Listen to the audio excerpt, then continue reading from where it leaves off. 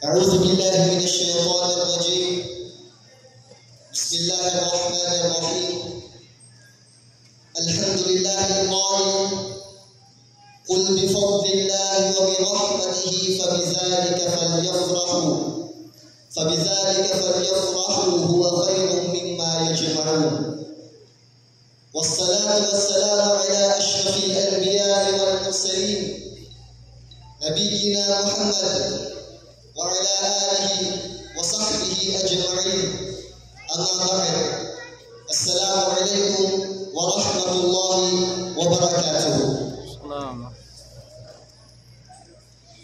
Ya pagkakapagabay siya na sukat-sukot na dusal kanina Allah subhanahu wa ta'ala. Kagina niya tanong nalimod bilang pagsalasala tanong sukumani na Allah subhanahu wa ta'ala. Undubot pa bagay sukuman tanong sa kanin salaang nalimunin sa kita no iganag pa sa kadutsuan no kapangagi tanong tangan dun sa niya bagay ang kapagtakintan.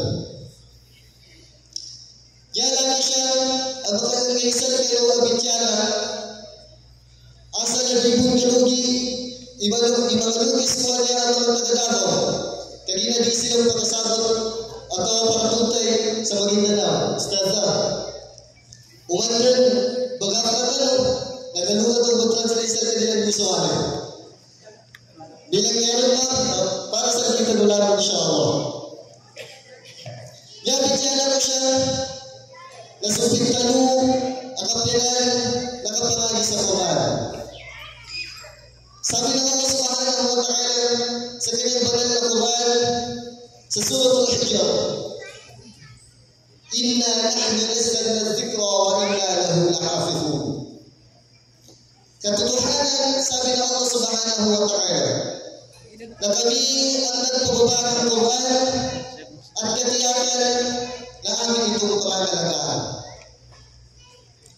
Mga kapatid, magulang sa pananampalatayang Islam, pinakaunang kabutihan na makukuha ng isang alipin sa pag-aaral niya ng Quran ay makukuha niya ang pangangalaga ng naglikha sa kanya. Ibig sabihin mga kapatid, nang dahil sa Quran ay mapapabilang tayo sa pangangalagaan ng Allah subhanahu wa ta'ala dito sa dunya hanggang sa akhir. Pangalawang makukuha natin na kabutihan sa pag-aaral ng Quran, tayo ay mapapabilang sa pinaka-espesyal na pamilya. Ano ang pamilya nito mga kapatid sa pananampalatayang Islam? Sa isang hadith ng Rasul sallallahu alaihi wasallam kanyang sinabi, Inna Allah ahlina minan nas. Qala man hum ya Rasulullah?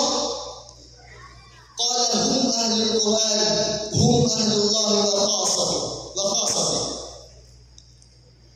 Nagsabi ang Rasul sallallahu alaihi wasallam na ang Allah Ta'ala ay may pamilya mula sa mga tao.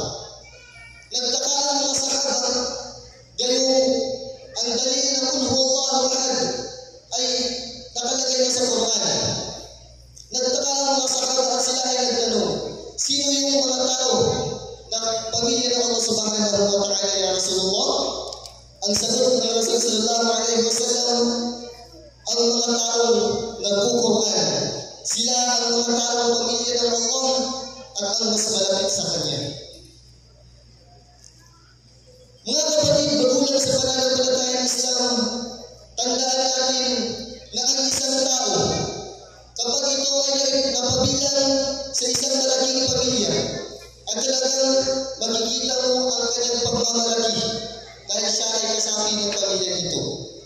Ngunit isipin natin mga kapatid sa pananampalatayang Islam, paano na lamang kung Allah Ta'ala na mismo ang nagmamayari ng sanlibutan ang magkiklik sa atin bilang kanyang kapamilya.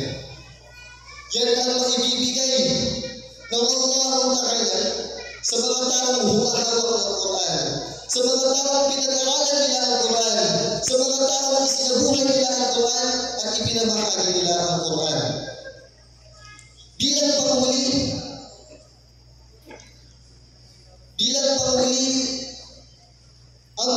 nag-aaral ng Quran ay mabibigyan niya ng gantimpala ang kanyang mga magulang.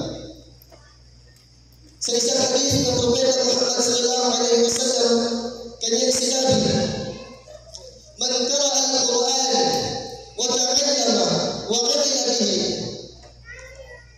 ulbisa walidahu tajan min nur, dawuhu mithla dawi asy-syams."